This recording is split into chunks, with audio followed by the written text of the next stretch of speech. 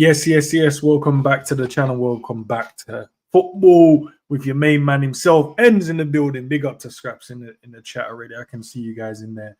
Guys, hope you guys been blessed, man. Wherever you are around the world, if it's morning, noon, night, evening, whatever it is, I hope you guys have had a good day or starting off so far. But we're here to talk about Liverpool, man. We're here to talk about Everton. Another 3 points up for grabs. We have to wait and see what happens with that one because it's going to be a tough game. It's going to be a tough game. Looking back at like our head-to-head, and you know, we don't struggle there, but we don't necessarily win there. And you know, being the last game at Goodison Park, being that they're going to want to leave a marker down this season against us. Moyes, you know, back in the building, so he's done really well. 3 wins out of his, his 4 in terms of the Prem. I don't know what's going to happen in the game. Obviously, I would love for us to go there and win, but we have to wait and see what happens to that one, man. But let's get G in the building. Big up, G, bro. Big up, man. We said good. Yeah, all good, man. Chilling today, man. It's been a good morning. Been a good morning so far. I can't complain, to be fair, man. Everyone, let me see if everyone's in. Everyone's taking their time to roll in. I hear it. Take your time, guys, man. It's all good. Big up, Sav, in the building as well. Guys, yes, man, just 2 things before we get started. Yeah, big up. It's growing. It's crazy because I just look back, we ain't at the numbers I want to get to yet, but we're going to be getting there. They've rolled out something today as well. Gee, I don't know if you got the email about it. They rolled out something new. Okay. So go and check your email about it and we can chop that up. So that's going to be interesting when that lands. And also, guys, man, if you want to become a member of the channel, man, very, very simple, very, very easy.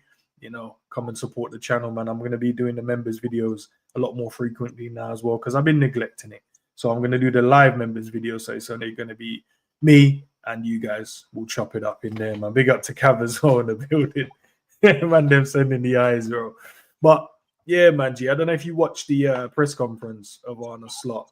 No, yeah. I don't know. If you want to in the background, have a look. There's nothing I can probably cover it. To be fair, it was only about 12 minutes, and nothing. They asked him about injuries and obviously with Trent, him training yesterday, took part of the training session, but he's looking to take part in a full session today. Gomez is definitely out, but everyone else is fine for the game as well, man, and which is good. And then they spoke to him, about the Plymouth game, and he said losing was unacceptable, which is a fair point, man. And he also said the team I put out should have been strong enough to go and win that game as well. And he mentioned about it wasn't just necessarily the result, but it was the performance he had more the issue with, that the guys just didn't perform well. It wasn't the Liverpool way, wasn't a Liverpool standard. And yeah, we have to kind of go into this game completely different, because if obviously it's going to be a different different team, is going to be a rotated squad. So obviously, there's going to be some of the big hitters back in there. But yeah, the way I got to watch a bit more of the game in it, the Plymouth one. Yeah, we weren't playing bad, but we weren't playing good, bro. It was just like exactly what I thought, man. They just took their time, bro. They was like, I can't be bothered today. I'm just gonna kick the ball about and whatever happens, happen. But yeah, man, talk to me. Everton, Liverpool,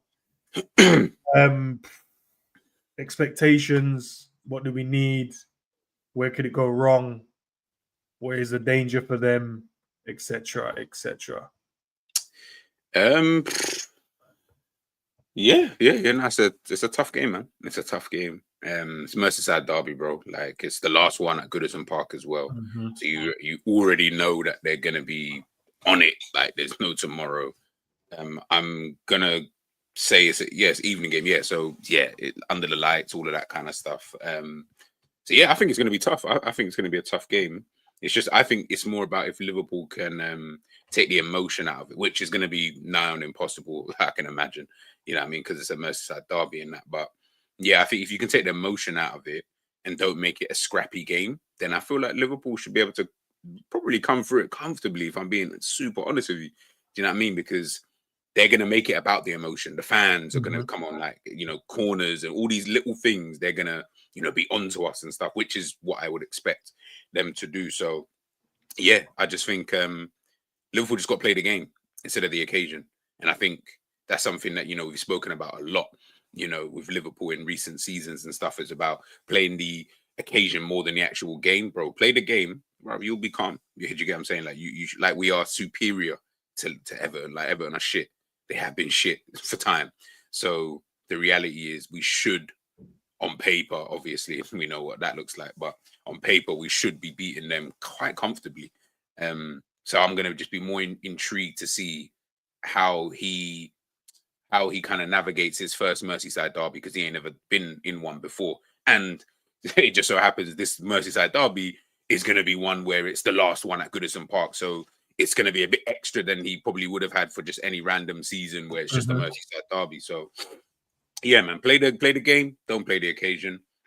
I feel Liverpool should be fine, but hey, I don't know what I don't know how the guys are going to go into this kind of game, because they've also had rest, and we know that Liverpool, these players, they need rhythm. They're not, like, I always feel like they come back a bit shoddy when they've had a break, which is weird because they need a break. So let's wait and see.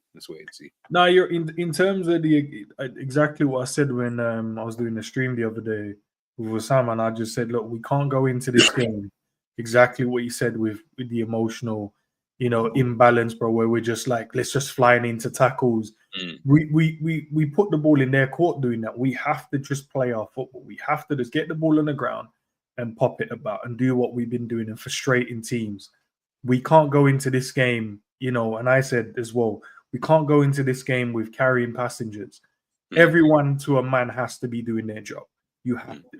There's no, oh yeah, I'm not going to defend properly today. There's no, I'm just going to be lackadaisical. There's no, I'm not going to track back. There's no, let's miss chances because we'll get more. You know, looking at the way that the Everton's been playing, they don't offer up a lot of opportunities. This is why when you look at the scorelines in their last few games, it isn't really high. They're not conceding a host of goals now. They will sit back. They will defend, especially the added effect being a Merseyside derby. They will just be on it. They will want to just derail our season, whether that's maybe through injuring our players, maybe that's just a result, whatever it may be. They're not going to just want us to rock up there, win, and then leave unscathed, bro. They're going to want to make sure we understand, like, look, you're playing in the derby, and we want to make sure you guys ain't just trying to walk the league. They want to be the team that goes, yeah, we were the one who stopped them, or we were one of the ones that hindered their season or slightly derailed it based on what we were doing in our game. And look, they've only gotten 11, in my opinion. I look at their team and go, they've only really gotten 11 and then nothing else on the bench. So we've got a lot of firepower. We've got a lot of players that can come in and make a difference within our team. So, yeah, we just have to get the ball on the floor, play our football, man for man, do their job properly. And then I saw them ask on a slot about the fast starts Everton's had, you know, and looking at, and I can't remember the guy that asked the last question, but it was just like looking at the games where we've been away. We've not struggled, but we've drawn or dropped points when we've gone in at halftime behind. And with the fast start that Everton, you know, have shown in the last few weeks, that could be a problem for us. And obviously, we know you're right in terms of when Liverpool's had, you know, days off, they've sometimes just started sluggishly. And fingers crossed that's not the case. Fingers crossed we know what this game means, because, look, at the end of the day, you lose it, you draw it, we're still going to be, you know, 6 points or 7 points based on, you know, the other results. But we want to win. We want to win to put down that marker to go, there you go. Away at Goodison, 3 points, 9 points clear at the top of the league. Arsenal over to you. And that makes their game very, very difficult as well, going into Leicester and needing to win. Not just like, oh yeah, whatever the result, we need to win. And when you need to win a game, sometimes that's where mistakes can happen. That's where you can be overzealous at time with maybe your tackles, maybe, I don't know, moaning too much, you get a yellow card for dissent. you might, rush a shot or whatever it may be. But yeah, we have to go into this game, man, with a calm head, clear mind, and just go, I just want to play our football and get out of here and leave with a 1-0, whatever it may be, whatever the scoreline will be. But look, Trent, he's saying that Trent trained, so I want to know your opinion on this one. Obviously, we're not going to do the team lineup just yet, but Trent trained yesterday and he's going to look to train today. He's been holding a lot of stick defensively, from the fan base over the last couple of weeks. But is this the type of game you want to rush him back into playing, or do you go, nah, I'd rather just let Bradley carry on from where he's left off, or just carry on playing? Yeah, I think it's more that. Like, I wouldn't want Trent to play at all. I don't see the point. I don't even see the need. Like, why would you need Trent in this kind of game if he's just coming back from an injury? Like, for me, I see that's bad management, in my personal opinion, because then we'd be the first ones to be like, oh, yeah, Trent's injured again, or he didn't really recover from that Everton game, or, he came back too quickly. Like, we're always we're quick to moan. So I'm like, nah, like, in my opinion, I don't feel like we should. In games like this, obviously you want to play your best players, I agree with that. But if Bradley's as good as people say he is, you should be able to come into this game and perform. Like, I'll be honest, like the way that people speak about him anyway, he should be able to just come in and we just play the game and it's fine. And who knows, this might be the perfect game for someone like a Bradley, someone who's got that kind of, he's quite overzealous, he's very passionate, he likes to, to put in, leave something on players at times and stuff like that. So, yeah, I feel like this is a game where if you want to put him on the bench, then great. Like, I'm not going to say no.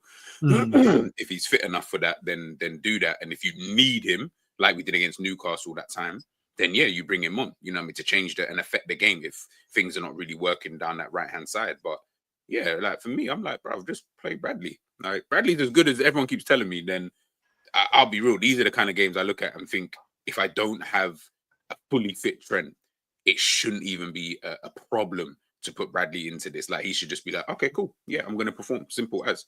And then you take it from there. If he doesn't perform, then, he doesn't perform. He's going to have shit games. He's going to have good games like Trent. So this might just have to be one of those. And we just wait and see, man. I'll be honest. And then, you're right. Because obviously Bradley needs game time in it to get his rhythm going. But obviously you got Trent. And Trent obviously is the better player. But from a defensive standpoint, I think in this game, you're going to probably want your better defender for this one, and then Trent can come on and do his magical stuff and a magical pass and going forward if we necessarily say we need it. Is it Ndai, the guy on their left wing, or forgive me if I got his name wrong, but their winger? Yeah, I think we're gonna need, because he's quick, he looks like he's direct to what he's doing. I don't want like an unfit or a Trent that's not 100% playing up against him. I don't want that, because that's recipe for disaster. You're all he's gonna do is knock the ball around him, go by him, and then you're just like, so Konate is gonna have to be working extra. You want someone that's gonna be on it defensively as well, and then we can build from that. We want to make sure we're as solid as they're gonna be, because they're gonna be solid defensively, and we're gonna have to just feed off of what we get. And that's just speaking of, obviously they got the new manager bounce, Moyes back. They're not conceding a lot of goals. They're winning games of football. But, yeah, we're going to make sure we need to build off of our defensive shape, and then we'll go from there. Midfield battle is going to be, very, very key. The core in there, he's just a powerhouse. He just runs. No, I'm not saying he's not like mad technical and he's not a mad player, but he's got bags of energy. He can score a goal, and he's not afraid to leave one on there. On the players in there. And I don't know if they're going to probably play Gardner in there as well, ex-Man United player. So he's got that added, hate in his heart for Liverpool as well. So, and now plays for Everton. So, it should be an interesting battle, man. It should be an interesting battle. Like in general, yeah, like the way I look at it is, it's like for tomorrow, I feel like Everton, and obviously I don't know, but I feel like Everton will probably come at the game to just frustrate Liverpool, because if you frustrate Liverpool, we've seen what that looks like. We've seen many a team who have tried to frustrate, like Man United, Forest, Spurs at the time, but they were kind of lucky. Plymouth the other day, and honestly, I heard him after the game. I listened to the press conference after that game, and he spoke about, you know, teams who like, you know, play the long ball, sit deep and all that kind of stuff, right? And how we found it difficult in the past, right? So I feel like they're going to probably, Moyes is smart enough to probably see that and say, if we play this way, coupled with, of course, it's a derby and all of that, you know, added stuff. If we play that way, then maybe we might be able to get at Liverpool. And that's why I say it's about playing the game rather than the occasion in itself. Obviously, you need the emotion obviously tied to it, right? But I just feel if you get swept up in it, that's a recipe for disaster. It doesn't work. It never does, to be honest with you. You know, well, not never does. It works sometimes, but the majority of times it's not going to work. Do you get what I'm trying to say? Because you're so caught up in the game and the vibe and, oh my goodness, and, you know, there might be tackles flying around and you're so swept up in it, you didn't even realize that they've just dunked on you twice. Now you're all sitting there saying, oh my God, like, why did we, bro, play the game. Play the game. And I'm hoping that my faith in Slot is that, remember, like we said this yesterday on the stream last night, right? Yeah. Slot is new. He don't have the same allegiances and stuff like that to the team and to the players and to the fans. So, and he's new to the country. So this is all going to be all brand new to him. So he's going to probably just try and play his game anyway, regardless of the, like, yes, it's a derby and someone's probably told him of the history and all of that. Yeah, you mentioned that in the conference. Yeah. Tell him about it. Exactly. So yes, he's going to take that on board. But I also think that, I don't know, I feel like there's going to be an element of, yeah, but I don't really care about that. Ultimately, I'm just coming in to play my game and we should win. If I play my game, we should win the game. Like, it should be that. He's probably done it, and I don't know. He's probably done it at Feyenoord before, like AZ. Like, he's probably done it before where you go into these derby games and it's play your game, bro. If you start getting too bogged down on what the fans and how the opposition are trying to use all of this stuff, like, against you, bro, I just feel like that's, like, too many games I've watched, like, previously anyway, not now, but previously, when I'm like, bro, it's so fucking emotional, bro. Like, why are you so emotional? Like, just play the game. If you play the game, well, we can win. It's not hard. Like, you can see we can win, but you're so swept up in what's kind of going on that the game will pass you by, you know, at periods of points. So, yeah, man, I think Liverpool's smart enough now to get through this, but let's wait and see. He mentioned also about, like, obviously with them getting free kicks, he said, like, early in the game, them getting free kicks, throw in, whatever it may be, like winning a tackle. He knows the fans are going to get behind those moments, and we have to be prepared for those moments. Yeah. You know, if someone puts in a good challenge or one of our players counter, their fans are going to be up for it. They get a corner, they're going to be piling on. We have to kind of be ready for that. Obviously, with Calvert-Lewin, it looks like he's going to be missing the game, but Beto hasn't done bad. He hasn't done bad. He's a powerful. He can run. He's strong and he's good in the air. So I don't know who he's going to try and pin himself up against in terms of which centre half. Is it going to be Konate? Is it going to be Virgil? But I guess, does he trust himself more against Konate? I think he should try and go against Virgil, to be fair. I think if it's him and Konate, I think Konate will be on it, where Virgil might just, I don't know, because Virgil's been doing the dark arts thing recently, bro. So I don't know. Like, just on Calvert-Lewin, bro, like, I feel like that brother has missed bare football. Like, a lot of football. Like, I feel like I rarely ever see. It's funny because prior to, like, obviously this season, whatever, but I mean, last season, I remember I didn't see him for time, and then he played against us, but he played like out of his skin. And I was like, right, like, I haven't seen this guy for time, and then he pops up and just, you know, plays the game of his life, and then we lose the game, kind of thing. So it's weird that he doesn't really play. But yeah, Beto. Like, listen, I just think that, like, Beto's got his strengths, right? And again, it is just more about. I just feel like we will have, obviously we'll have bare possession, as we know, where we have it near enough every game. So it's just about, like, how we use the ball. But I do sometimes sit here and think, yeah, but, like, Everton are one of those teams that, you know, if they try to hit you on the counter, and they seem to be pretty decent at doing so recently anyway. They seem to be good at, like, hitting teams on a counter. You know what I mean? With players like Endai, Beto holding up play kind of thing. Can't remember who's on the right. I don't know if Dwight McNeil was injured or not. I haven't even really been watching Everton, but even still, like, they just seem to be good as a unit moving forward. From any game that I've watched recently, that's the way that I kind of feel when I watch them. I'm like, they're a good unit. Maybe individually, not really, but as a unit, they can move the ball forward when they need to, right, and get themselves into dangerous areas. So, yeah, man, if we just stop that, I feel like we should be calm. But Just What looking, do I know? looking, they had Beto, Decore, and Lindstrom, Gay, Gardner, O'Brien, Tarkovsky, Branthwaite, Young, and Pickford. That was their lineup in the FA Cup game against Bournemouth.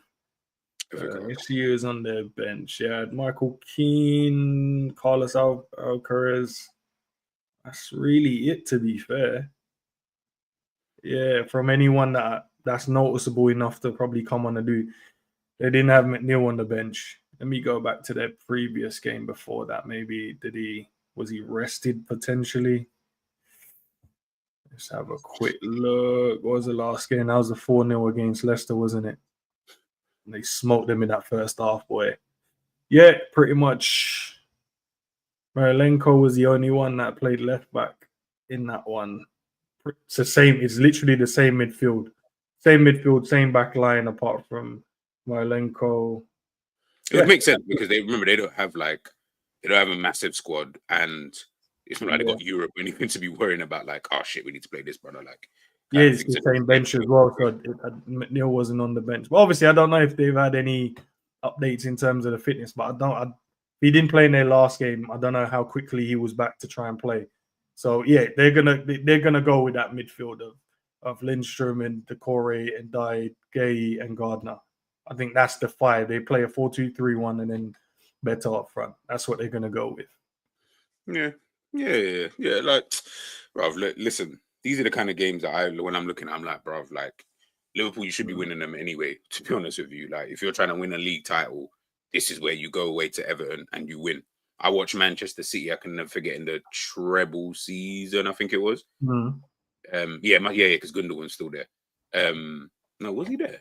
Maybe it was the season after that. But I just remember they went there and and they won that. Yeah, it was because Gundogan was still there. But I can't remember if it's the treble season. And Gundogan scored in that game, and it was like everyone was like, "Oh, it's gonna be a tough game." Did it, bro? We go there, we win, we bounce. Like that. That's how it should be. To be honest with you, like. On the outside, of course, yes. On the face of it, this is a tough game. But the reality is when we actually get to play in the match, this shouldn't even be that tough of a game. Like, if I'm being super honest, like I can't see why Everton are we're looking at the past results, and that's fair. But this season, we're so far apart anyway, and we're in a somewhat good moment. Well, outside of the last result, but we're in somewhat of a good moment. We should be able to just beat these lot, bro. If you don't win, bro, like you don't deserve a punch in the face or something, bro. Like I don't. You know what it is as well, G. I think we can't, as I said, we can't allow them to outmatch us on the pitch, to outwork us, and tactically as well. Like you can't have that. You can't have the core just running around doing whatever. You can't have Gay just mopping up on midfield. Everyone to a man has to do their job at the highest of levels in the game tomorrow. We can't afford any passengers. Because I feel like that's the only way you don't win a game like this. When you're carrying people, when people are not doing what they're meant to be doing on the pitch, when your opposite number is getting the better of you, that's when you start losing. Because you can't lose too many different battles on the pitch, bro. You know what I mean? It's 10v10 on the outfield. Obviously, you got the goalies, but it's 10v10. So each man have their own player that they have to play up against, and you have to win that battle. And if we win, more of those battles, then that should give us the win. That should be enough to win. So we're winning 6 of those, 7 of those. That surely we should be, scoring goals and winning the game of football. But look, they're gonna want to work harder than us. We just have to let our football do the talking and also show them that we can match them for their work rate as well, and show them that now we want to win this title. Ain't a joke. But looking at the lineup, I've put my lineup out there. We'll dissect it, speak about it. Chat. Love to know what yours is as well. Who would you guys start? So I've gone with Alisson. I've started Bradley, Konate, Virgil, and Robbo as our back five. Obviously, McAllister and Gravenberch goes in there.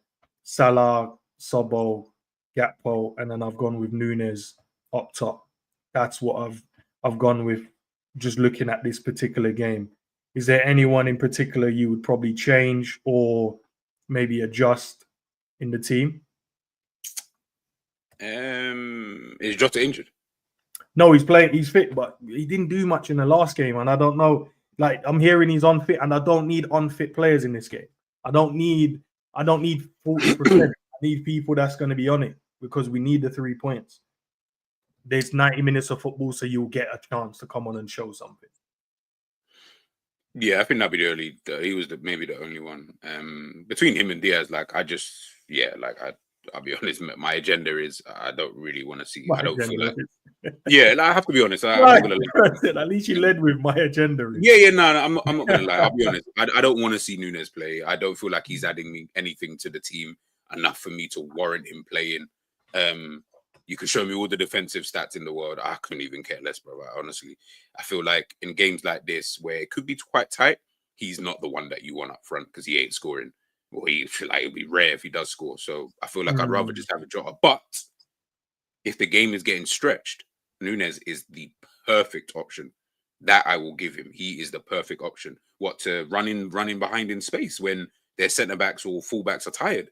You don't want Núñez running at you, bro. Like it's actually a long day. So I would much prefer that. And with a game like this, which if there is going to be all this level of emotion, he's shown that he can't really control that. So I'd rather him not be there to start the game. Maybe come on and frustrate later on. But the guy's got more yellow cards than goals. Like that should tell you in terms of how much he's giving away fouls. And if he's giving away fouls, he could give away a foul in dangerous area. We don't know in this type of game. So I just feel for this game particularly, start on the bench, but come on. And I feel like he can come on. And he's actually a better player, in my opinion, when he's coming off the bench because of what he can give you. Like, all jokes aside, like when he comes off the bench, bro, it's a problem. You don't want that pace, that strength. Forget what he does in the end bar, but all of that is annoying, bro. Man's tired. We're playing 60 minutes, and I got this brother who just wants to run. All freaking game. Like, I don't want that headache, bro, because Jota's not fast like that. Like, that's not where you're worried about. He's just not like. Yeah, you know what I mean? Like, and Jota's more of a thinker. Like, you just got to think with him a bit more. Like, oh shit, what position is he? Because he can just, I don't know, like head the ball in any position, and he might even poke a leg out and score. Whereas with Núñez, it's more about the physical side. And I'm like, in 60 minutes, the game's, getting a bit whatever, bring Núñez on. And I feel like that would then be a better stroke of luck. But listen, he might start. Listen, I hold my hands up if he bags a hat trick tomorrow. Like, nothing I can say to that. But that's just what I would go. But everything else you put, maybe. Yeah, Robbo. Yeah, you can pay Robbo. Yeah, let's do that then. Let's break the team down. Let's go from Alisson and we'll break the team down going that way, right? Alisson's coming back in. There was I'd say the last few games he's been back to his normality in terms of doing what he does best. And so you think he's back to fair. No, that's what. Geez, bro, I'm honest, bro. I told you, innit? Like when I was seeing the little shaky stuff, I'm like, oh, yo, what's going on? Yeah, was quick to just throw like the legend. He was asking questions. You was asking questions. But Enzi was asking questions that sounded very very. What's the word? I'm like accusatory. Maybe that's not even a word, but I'm going to say it anyway. He was asking these kind of questions. And it's not just ends, by the way. There was a lot of you in the chat who were asking a lot of questions of Alisson. I didn't quite understand it, but we're here now, innit? Like, now he starts. What can we do? Yeah, no, listen, he's back to his best for me, man. He looks good, looks comfortable again, looks sharp. And he's had that nice bit of rest again, bro. So, you know what I mean? He hasn't played for, 2 games now, I think it is. So, you know what I mean? The man is resting, man.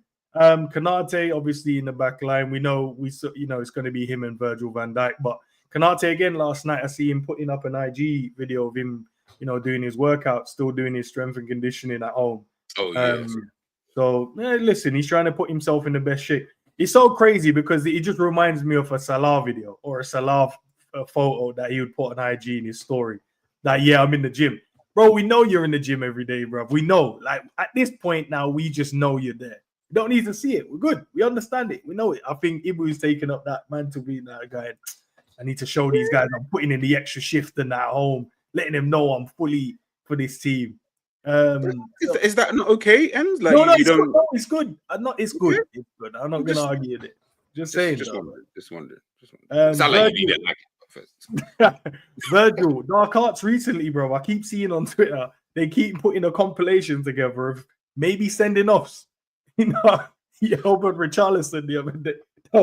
Watching it, I took my bias out of it. Nah, he should have been carded for that still, I told you, bro. I took my bias out of it. I'm like, nah, big man, relax, bro. Why are you roughing people up like this? Bro, and the thing is, like, he's He's been doing it like a few times where he's not got in trouble for it, and I'm like, it's funny because we don't even associate that with Virgil. Like, you know, we don't. People don't think.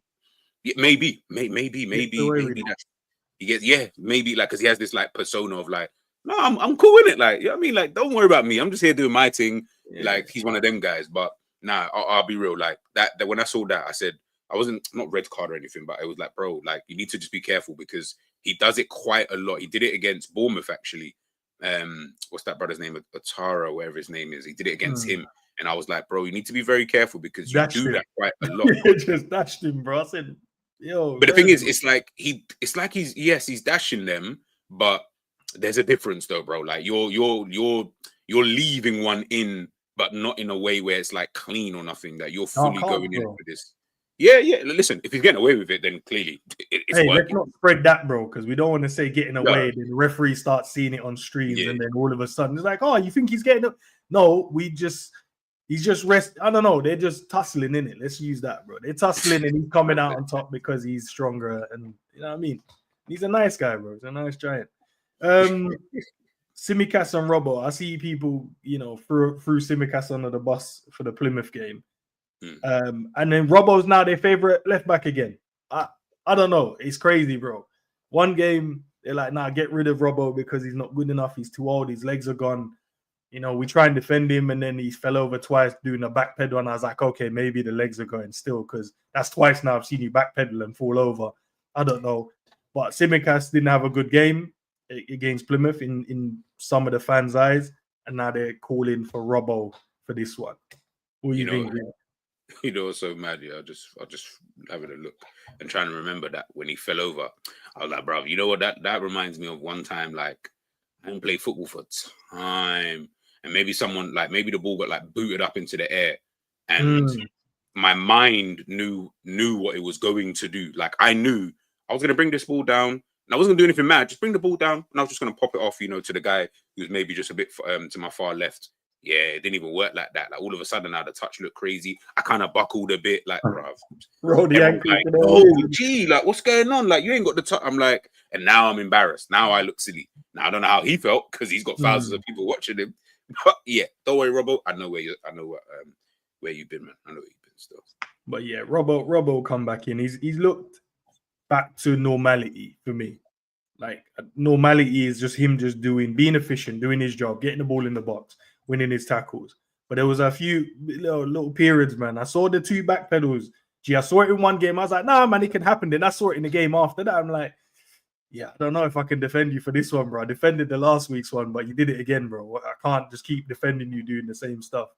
Yeah, it's weird. But yeah, hopefully, yeah. As you legend of the team. Look, left back is a position that the club's probably going to look to address in the summer. Who stays, who goes out of them two?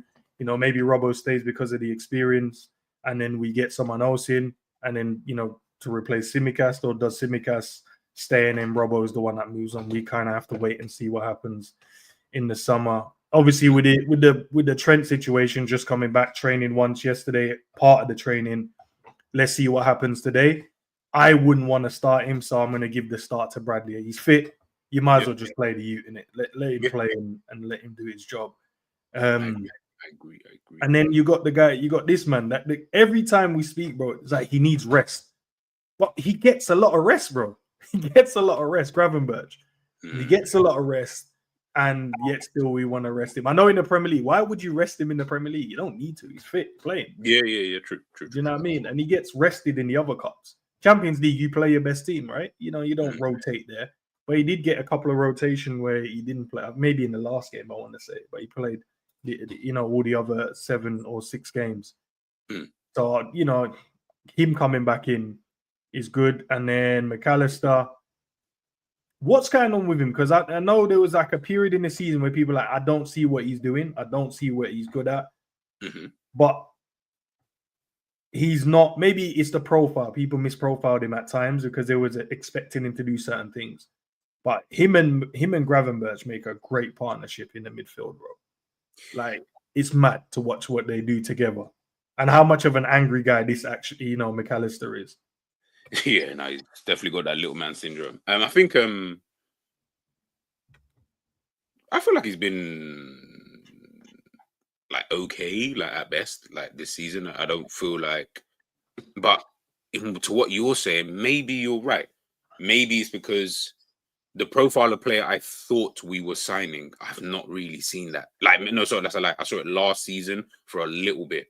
And I thought, okay, like this player can be a world-class player. Right now, I don't look at him like that. I just look at him as, yeah, he's like another midfielder, like just any midfielder, just like any decent midfielder. That's just how I look at McAllister. Like, he's not excellent. He's not shit. He's calm in a good team. I'm like, yeah, like if you had like a bunch of ballers, like and McAllister was there, I wouldn't feel like he would look out of place. It would just be like, yeah, but there's better players than McAllister though. So that's just how I've seen him this season. Like I really haven't seen anything that suggests like, oh my god, like McAllister has been this amazing player like this season. Like Gravenberch has dwarfed him in every aspect, whether you look at stats or just aesthetics. Like, do you know what I mean? To be fair though, G, the other day, I don't know if it's changed though. I think it might be maybe 2 weeks ago. I checked, right? I was just looking at stats from the Premier League, and I was just going through it, and then I looked at tackles. You know what? He made way more tackles than Gravenberch has in the Prem. Yeah, that would make sense. McAllister was on like 60, but Gravenberch was on, I think it was like 30, or it was like way less than what I thought based on like watching the games. But no, does a lot of interceptions though. He doesn't. It's not like tackles in it. It's just he'll just read it, step in. That's mine. Give me that. Yeah, when you've got a high IQ, that's what happens. Like unfortunately, McAllister doesn't have that, so he's making more tackles. Gravenberch, you can see someone who this season he's been reading the game really well. He gets himself into the right positions when he needs to get there. It's like he can. You see it like it's like he won't run in there. He'll just walk into a position. Because it's like I see him sometimes look left, look right. Maybe he sees like two opposition players like in those positions, and he can maybe obviously listen. Sometimes it's just you're just guessing, right? But he seems to be guessing right quite a lot recently, where he's able to be like, oh, okay, cool, yeah, I'm gonna just step in here, and then all he does is just intercept. Like he's not doing anything mad. I just intercept, and I drive off. Whereas McAllister is more on like I do think at times McAllister is very late to get to players. So when he does do that, that's when he then needs to, make those tackles, and he has to be very aggressive, and he has to press really, really hard, to get, which, by the way, he's been doing clearly, as N said, he's made bare tackles and stuff. So he's doing it. But I think, at times you are a bit late. Like you should have been there from the beginning. Or like in my head, and again, I'm just misprofiling him. But sometimes I sit there and think, bro, like I thought you would have seen that. Like I generally thought you saw that, but maybe you didn't. Maybe it's just one of those you just didn't know he was going to do that. So now you've got to come there and make the tackle, and he gives away bare fouls, like so. It's a little bit annoying as well. I hear it, man. But to what your original point, yes, they are a good partnership to have together. Let's speak about the other guy in the midfield. All of a sudden, this brother is everyone's friend again, bro. he's everyone's friend. He's assisting and scoring and whatever.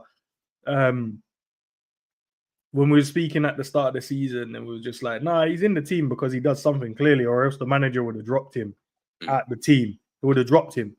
But the manager just stuck by him. And obviously, we were asking for our 10 to score and assist, which I don't think it isn't a fair ask. You're in a good position. Give us some goals and give us some assists, bro. But now I think he's starting to do that. Maybe it's the right time of the season, coming into form and doing what we need you to do, which is put the ball in the back of the net, create opportunities, and, give us those performances. But this man in the team, you can clearly see when he doesn't play how much the midfield loses their balance. Him, Gravenberch, and McAllister make a great three in there. They just complement each other in every way. It's a hard-working midfield. It's got passes in there. You got that creative spark. You got ball carriers in there. Sobosai can shoot, but chooses sometimes not to. We know McAllister can shoot, and Gravenberch, now and then he's starting to get shots away. Maybe not scoring them, but he's getting shots away in it. So it balances well. It's good hard working, great passing from them, and defensively they're a solid unit as well. But go on, bro. I'll be real. Like me, I'm. It's gonna sound negative, regardless. I don't think he's gotten any better than what he was doing before. Like the way that people are speaking about him now, you'd think that he's you think that he's gone up a level. I'm like, bro, I feel like he's the exact same player that we saw during the bad moments too. The difference is that you don't have someone else, Curtis Jones, because he's injured or whatever, to kind of come in and show you something different. So Boszalai's still doing the same things. He still doesn't score. He still doesn't assist. He's still playing the wrong passes at times when he should be making the right passes. He's still quite indecisive. But the one thing that he's been consistent at is that he provides that balance to midfield. He was doing that when everyone was calling him shit. He's still and now he's back. That's and I was trying to figure it out because I started to look at stats. I was like, maybe the stats are showing me something different. But from what I gauged of the stats, they weren't that much different to the period of time when people were calling him shit. I was like, bro, but he's offering you the same things. Everyone moaned that he doesn't score. Everyone moaned that he doesn't assist. He still ain't scoring and he still ain't assisted. Yeah, like in terms of like as much as we want him to. So what's changed? Nothing. Everything is still the same. The difference is as I say, you don't know what you have until it's gone, right? So once he came out of the team, you start to realize, oh, not really much balance now. Why? Because he provided that balance anyway. So you should have just, obviously, I get it. Maybe he was tired or whatnot. And if you've got Curtis Jones, brother, use him. Because Curtis Jones can also come in and do something different, for the team. So it's one of those kind of things where that's why when people keep talking about, I'm so baffled. Like I sit there and think, what are you guys even watching? Like we're watching the same guy. Like there's nothing different. Like this ain't a Gravenberch situation where I'm like, brother, you're doing something mad. You know what it is though, G? It's like that when we speak about certain things, for an example, we'll be like, no, this is what he's in the team to do. Everyone goes, no. And then eventually the light bulb moment, it clicks and they go, oh, now we're seeing what he's doing, but it's like new to them. So that's why they, you know what I mean? Where we're like, no, bro, he was doing this anyway. He was already doing this part. But for them, it's new now. So it's a new conversation. I'm seeing something new from him. I can see why he's in the team now. Where we just said, nah, that's always been what he's done. We want him to shoot more when he gets into good areas. We want him to make better decisions. We want him to stop passing to just Mo. Sometimes the other guys on the other side are waiting for a pass as well. But, over the last couple of weeks, he's added the extra little goal here or there. He's like on the score. Okay, all right, thanks, bro. Thank you. But he's still doing exactly what he was doing at the start of the season. But for some reason, it's become new to him. To even end the whole Szoboszlai thing, and said it already. If the brother was shit, like the way everyone kept saying, I'm sure Slot would have found another solution, bro. Like, surely he would have just played someone else in there. Like, unless there really is no one else, then fairs. I can't remember the time period. But I'm sure he would have just played someone else in there or done something. Curtis could have played there. McAllister could have played there. Elliot was back a bit and he didn't opt to play him in there. Yeah, man. Yeah, like it's man. Yeah, it's one of those things, and I just think that people just go a little bit overboard with. I think the problem we've got is that we go too overboard either way with the way that we rate players. So he's amazing, he's shit. So when they do the opposite of that, it's like you have to then go the other way. Like they can't even be just a generalization. It has to be this like he is absolutely shit. He doesn't offer me nothing. The second he does something in your eyes, as you said, it then becomes this like, bro, we need Szoboszlai in the team. And then what doesn't help, I think, as well, is the media, like the Sky Sports, the talk, like all of these guys. And guys, please, I promise you, you see these Twitter tacticos. I chat to some of these guys, and I've told them, but I feel like, you know what I mean? Like you can use all the big words that you want, but when I've asked them, okay, have you kicked ball to be able to tell people that this is exactly what happens in that said situation that you're asking for? Some of them are telling me no. Not all of them. Some have actually played ball, but some of them are telling me no. So when they're telling you all the big words under the sun, I'm just like, brother, you can't try and bamboozle bare people into thinking that what you're saying, even if it's correct, like I'm not saying it's incorrect because it might actually be correct, right? But the fact that you're trying to use all of these, like, oh, this, like, and please, so maybe ends knows. Someone tell me what the fuck is a metronome? Like, what is like if a player is called a metronome? It's the new football manager stuff, bro. They've just put them on the categories, and then it's just underneath that category, there's an explanation for it. Instead of just going, he's a deep line playmaker, they will class him as a metronome. What the fuck is it? Like, I was like, someone said it though, like, yeah, this plays like a metronome type of player. I was like, metronome?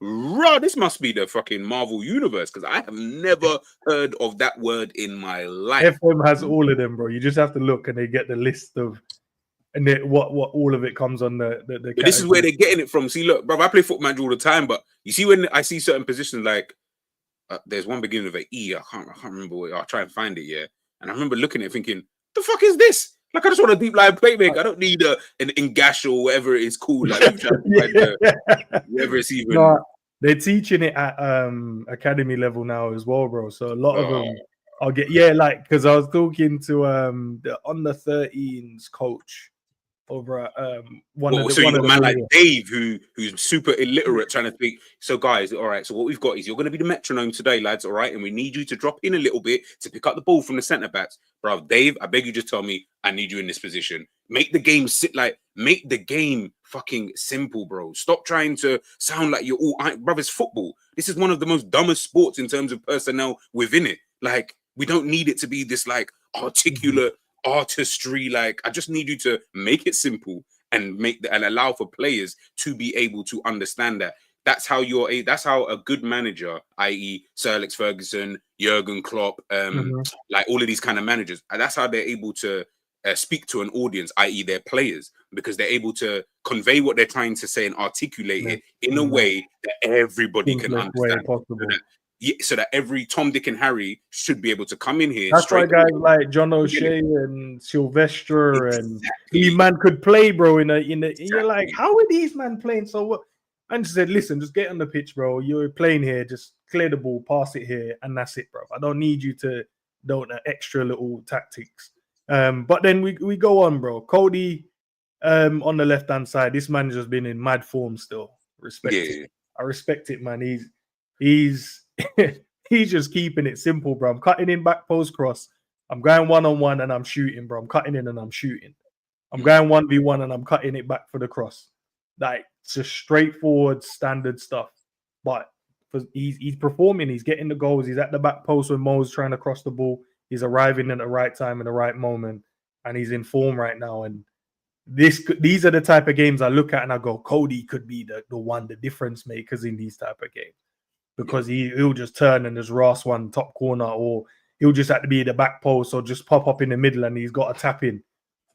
That's how he's going at the moment. And he's had a nice little rest as well. You know, not playing against Plymouth on a cold Sunday morning.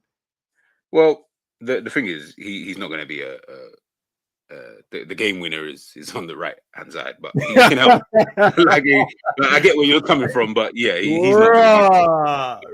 We ain't even got to the right hand side yet, G, bro. No. Like, listen, everything else I agree with you. He's been in really, really good form.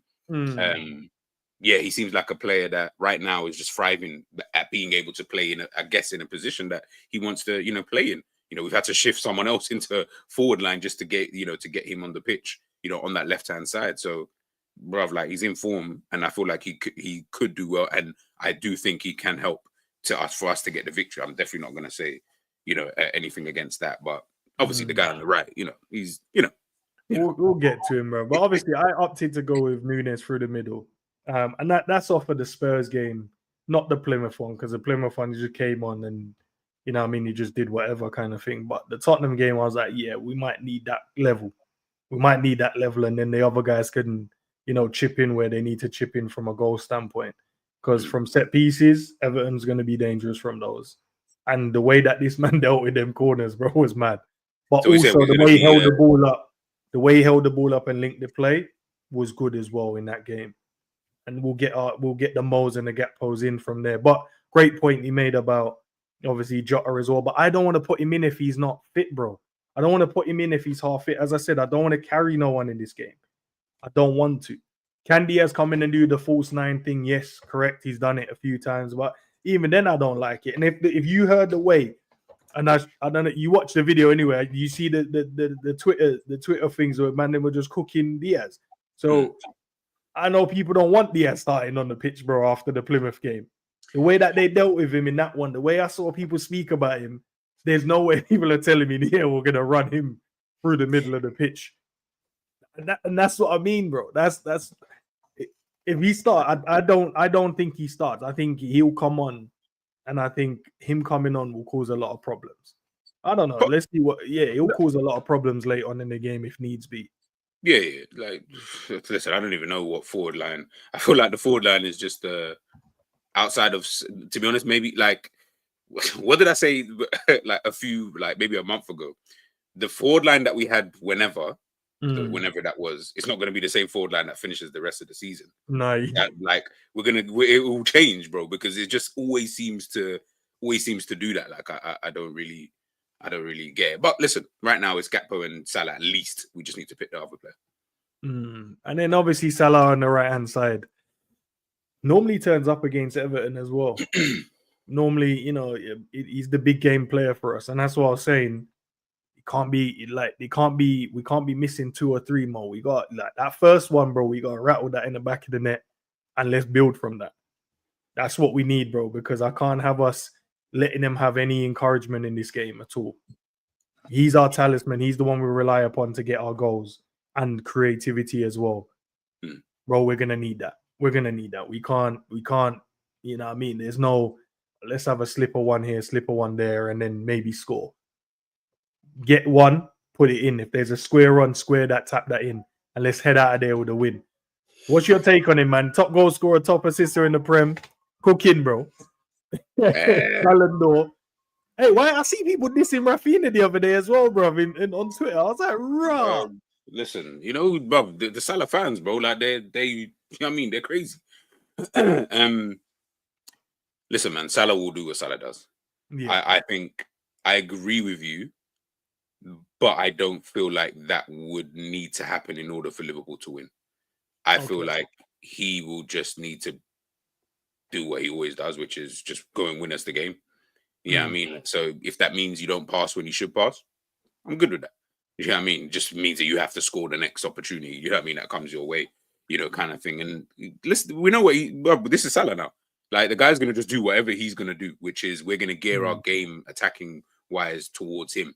You know what I mean? So he's just we gotta make sure that the other players really can respond to that. That's the way I have to look at it now. Can you respond to what Salah's gonna do? Can you think, i.e., when he's doing the freaking Travella pass, when he's making that pass, where do you need to be, you know, in these kind of moments? And I feel like I saw him against, I can't remember whatever game it was, but Nunes was starting and they were doing the warm-up and he was chatting to Nunes.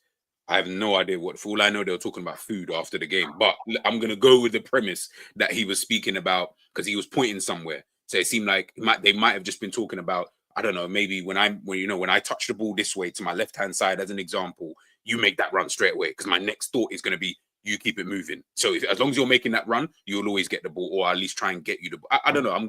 I'm just guessing, but I feel like he speaks to, because he's the experienced one.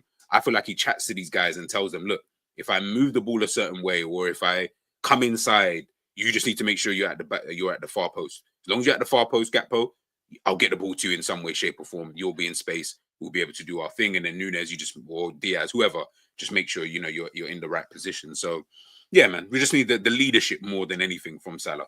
If I'm being honest. I want a hat trick from Salah, you know, for this one, bro. Like a top bins, a little back post, and then something that's rifle one in there. You know that game where he's not really in the game, but he's just in the game.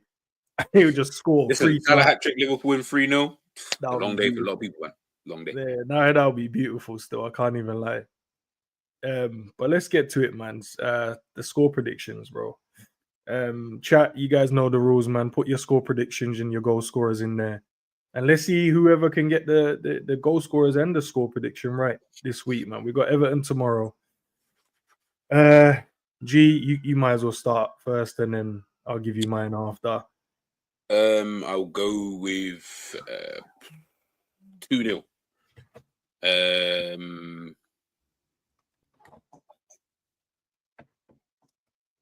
Gakpo double, Salah both assist. What, Travella and the back post cross? 2-0. I'll go with Gakpo double with Salah. I need to even change my FPL, but oh no, I can't. It's a double game week.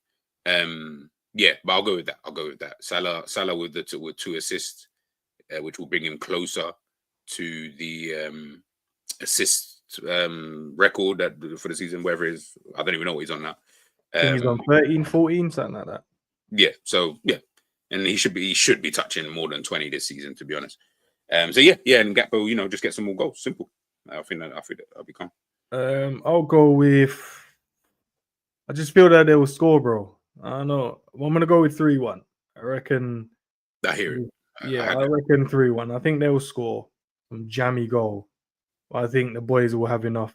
I'd say Salah scores 2, and then I'll give the next one to Gakpo. That's what I'll go with. So 3-1. You know what's gonna happen now. It'll be some like random goal scorer now, like McAllister and Gravenberch, bro. No, it might be from a corner, nods in from McAllister, and then ball drops in the box to Gravenberch, swivels, buries, and then he's finally scored. It would be nice if he just practices his shooting though. Like bro, man, them have him at the back, and he's like, bro, when do I practice my shooting? When am I gonna get? Bro, you need to be practicing, bro. Like he's getting into some positions, yeah. I'm like, bro, this shot is like, what I know. Like I don't know how the players on the pitch will feel, but I'm seeing him wind up for the shot, and I'm like, I'm shooting him like Lucas Leiva now, bro. Is that what we're doing? Yeah, like, I'm about to shoot, like, yo, don't shoot this part. Yeah, literally. I'm like, bro, don't shoot. Like I can't remember what game it was I was watching recently. But he hit the post in that one, edge of the box thing, little 1-2 with Sobo. But even then, I was like, I'm confident that you're just not gonna score though. Like I just feel like you're just not, and he didn't. He at the end of the day, what about the one last season against Fulham, bro, when he buried that in the, you know what I mean? Those random ones he can do. I'm not saying he can't have those random moments of just like, oh my god, that was a good goal. But in the general set, like I'm more worried if a Szoboszlai shoots than I would be of a Gravenberch. And Szoboszlai ain't even scoring like that. Did you get what I'm trying to say? Like, and I'm just like, bro, Gravenberch, man. Listen, your game is really good, man. Nice and simple. You're good with the movements and that. You can get away from players really, really well. Pick out a pass, like. Just do that, bro. You know what I'm saying? You don't need to worry about the shooting and that if you're not there yet. Practice during the summer. Come back next season. See man licking off shots from like mad angles and that, and then he just bending it top corner. Bro, trust me, you'll be calm, man. I don't know why you're not training him, bro. Why are you not training him, man? You know what I'm saying? You need to shine. Bro. Too far, man. Too far. What? So if Gravenberch is paying you a P, you're not driving. But you better drive up to Liverpool, bro. No, I would. But at the same time, bro, it's just too far, isn't it? All right. What if he said to you? I was at yeah, we're paying the big money. We'll go. Yeah, I was gonna say like obviously I don't know what your rate is, but let's just say rate. I can't really give away the rate. I don't want to give pockets in that car. I don't want to give anything away, but let's just say he says to you, okay, pre-season, he says to you like to be fair, it's pre-season, so he'll probably travel because he can go anywhere. But let's just say he told you to come up to Liverpool. But you've got to stay up them sides. Or you know what? Fuck it, not Liverpool. You got to go to Dubai. Because all these men like to go to Dubai and do the training thing. But he's going to pay for everything. Like you have to, you'll pay £0, 0 pence. Nah, the vlogs will be crazy still. That's what I'll say. Content for days, bro. We saying what? You're just gonna leave your kids in that? Right, kids. Man. Yeah, they have to understand, bro. They have to understand. You know, I'll tell you off screen anyway, bro. But Zach says 2-0. Prince has gone 2-0. Salah, Gakpo, Ultra. If Diaz start 2-1 Liverpool with Nunes or Jota starts 1-1. Jesus Christ, bro. Wow. Sav gone Liverpool 2-0. Gakpo and Diaz. Gakpo, where's the other one? I did see blood. Cav's gone 4-0. I hear it, bro. Gakpo 2 for Salah. Elliot off the bench. Elliot needs it, Cav, man. Have you seen the way that the people have been cooking him, bro? People have just been dissing him, man. You know him like he's a little pagan. Just one bad game. Well, I say one bad game, but Plymouth game. They want him out of the club, bro. They need him gone now. They need him gone. But yeah, man. Tomorrow, we'll be back tomorrow after the game. I want to say after the game, but there's too many. Nah, don't. Let me not say stuff. You're about to say something mad. Yeah, I know. I need to watch what I say. I realized recently, bro, I've just been saying stuff. Just saying. You might say something wild, but Yeah, nah. If not after the game tomorrow, the reaction, I'll do it the day after. I'll just see how it is. We should be back later. It might be slightly later because got obviously training today, but for the Man City, it's Real Madrid, innit? I'll do it on mine, but I'm gonna be running. It doesn't finish until 8, and that's when the game kicks off. So by the time I get back, it might be like maybe even the first half I'd miss, bro. No, I don't think I will, but I think I'll miss at least half an hour unless we just leave on time, and because I've got to drop one of them back and then drive home from there. So potentially do the Real Madrid and Man City game. Yeah, it's up to you. We'll chat about it. We'll see what we're going. Yeah. All right, man. Guys, listen, man. It will be good. Hopefully, we get the 3 points and then we go 9 points clear. I'll be looking forward to that, bro, because that'll be an interesting conversation. Arsenal and Dubai and Liverpool 9 points clear. Big up to Mr. Jones in the building as well for the super chat. Love for the love as always, bro. Really appreciate it. And yeah, man, guys, if you haven't already, man, make sure you go and join the Big Up team. Big Up team is growing, and I'm not gonna add pause. I'm gonna leave it there. G, love for the love as always. I'm gonna add G's channel in the title, so it's gonna be easy for you guys to go and subscribe as well. And then I feel like just don't end it with that. Like you said, big up and then G, love for the love. I feel like we could have constructed that sentence a bit better. That was all. Nah, we'll leave it there, bro. Okay. People can make of it what they want. That's all I'm gonna say in it. That's absolutely Told fine. you, I've just been saying stuff recently, bro. That's what I mean. It's mad. I think I'm losing my filter. You know that filter that goes, don't say that. Because if you say this, people might take it in a different way. Yeah. Cav, you were right. Very sus. But yes, yes, I will catch you guys. Yes. Peace.